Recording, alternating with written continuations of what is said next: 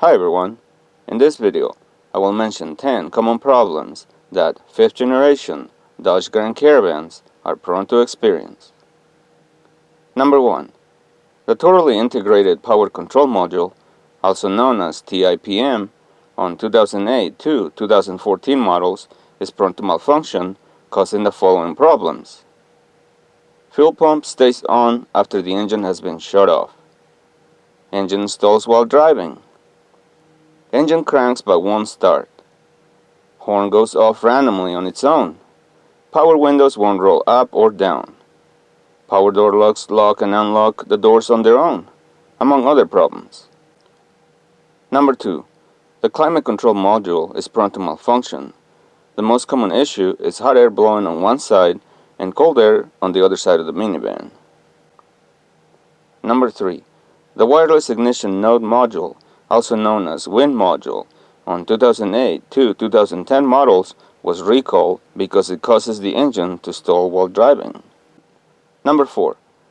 The brake calipers in these minivans tend to stick, causing the brake pads to wear too fast, and the intense heat generated by this friction tends to warp the brake rotors. Number 5. The alternators are prone to experience premature failure. Number 6. The transmission solenoid pack tends to malfunction, causing the automatic transmissions to develop rough shifting conditions and delay shifting in between gears. Number 7. The aluminum wheels tend to corrode easily. Number 8. The Uconnect multimedia entertainment system is prone to malfunction. Number 9.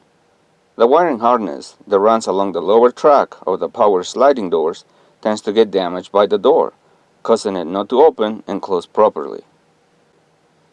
Number 10. The EGR valve tends to experience premature failure. There you have it, my friends. Those are 10 common problems that 5th generation Dodge Grand Caravans are prone to experience. Take care.